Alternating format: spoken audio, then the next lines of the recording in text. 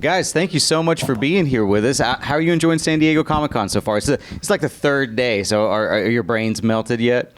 Yeah, dehydrated, but feeling great. I'm very excited for Hellboy the Crooked Man. Now, it was just announced that the movie is rated R for violence and nudity. So just to clarify, this doesn't mean we're going to see Hellboy in the buff, does it? Maybe. Stay tuned. That's a lot of makeup. Yeah. If you thought the Hand of Doom was bad. Is that the tail? This is slowly turning into my favorite interview. Now, Quickly, actually. Now, Yeah, pretty quickly. Brian, I've heard you say that Mike's comic was your only source of inspiration. So what were your primary goals for differentiating the Crooked Man from previous adaptations that we've seen so far? Well, that's the thing. I mean, we didn't need to look to the other movies. This is not a reboot. It's not a reimagining of Hellboy. It's just sort of taking a really iconic and beloved piece of source material and adapting it as truly as we could. Really trying to capture the tone, the feeling, the vibe of not my Hellboy, not someone else's Hellboy, but Mike's Hellboy. Speaking of which, I'm glad you brought that up. But Mike, when it comes to adapting your vision of Hellboy, what do you feel like the Crooked Man really succeeds at? Well, it's one solid story adapted from one story, as opposed to a very loose adaptation, or which is fine, or some of the problem with other movies is that they try to bring in a million different pieces from a million different stories and hammer them together in a new form. And here we were able to focus and give time to one specific story, which just happened to be my favorite Hellboy story. And you didn't have to, we didn't need BPRD headquarters. We had a little bit of BPRD in there with Bobby Joe, but we didn't need to see a whole new reimagining of what the BPRD headquarters are like. You didn't need the Hellboy origin. You were able to just settle down basically into Tom's story.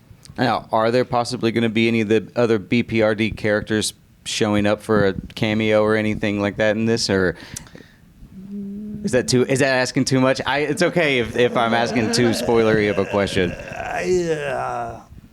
No, there's no cameos. Yeah. I mean, this is a folk horror story that is set in the late 50s. Mm-hmm. It's a period piece set in Appalachia, rural, sort of haunted woods, failed mining town, and the fate of the world is not on the line. We're not trying to save the universe. This is a few ordinary people. Just a few souls, no big deal. Exactly. No, it's just some ordinary people who got into some trouble that they didn't deserve and suffering very badly from it, and their souls and their lives are on the line. And lucky for them, these two kind of fall out of a train and into their movie. Now, staying on the subject of, separating yourself from previous iterations, Jack, what was an aspect of Hellboy's personality that you felt like you were really able to lean into that, we haven't got to see yet? I think I saw the panic in your eyes. You're like, I think just I know we've said this before, but it's a younger version. We really tried to lean into more of a human Hellboy. I don't know how to really articulate that other than, maybe bring out more of a younger personality. Like I always say, maybe he's really just trying to be a younger man. Like he loves his music, his rock and roll was set in the 50s. Right.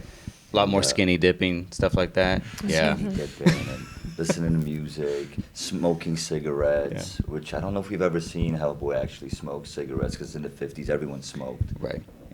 I see you get you're excited that he's smoking exactly. some cigarettes. The stakes are smaller. Yes, that was always my thing. Is he just smokes cigarettes? It's not cigars. Ron made it cigars. Right. But cigarettes to me is what my dad smoked, and so much of the physicality of Hellboy is based on my father, who was a cabinet maker who could actually strike a match on his hands because they were so tough.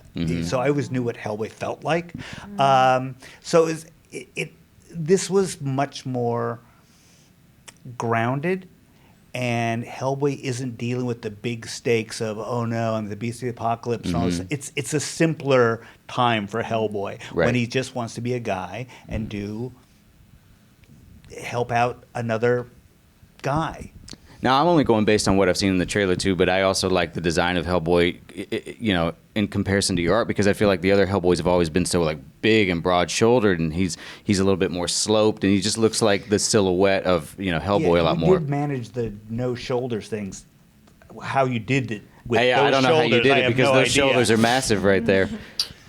Thanks, guys. It's interesting because the character has all these contradictions, right? Like we're saying, he's very human and he's a demon at the same time. There's all of these cool contradictions, and I feel like it's an amazingly compassionate Hellboy. He's like a pretty empathetic Hellboy. He really does listen, and then he turns around and punches a zombie in the face, right? Like all of these contradictions, I think, live in this film in a really cool way. And you end up with a guy who's, at the end of the film, he isn't like, oh no, now I have to reconcile my thing. It's just like, oh, now I can just go back to being a guy. Right. And in one of my favorite scenes in the film is the way the film wraps up. And it's just such a nice moment.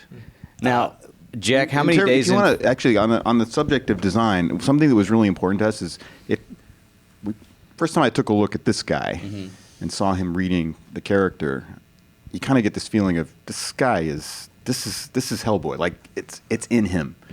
And what I didn't want to do is, and it happens a lot in movies where there's a lot of prosthetics, is to bury the guy under so much stuff that you don't really get a sense of his personality. So the way we designed everything is we wanted it to be just an extension of him. We wanted him to be able to move, to emote. We wanted to see his face. We wanted to really feel his expression and let him really perform with nuance. And I wanted Jack's personality to really shine through, even under all that stuff. But it doesn't feel like a guy in a mask. It feels like a person. Right.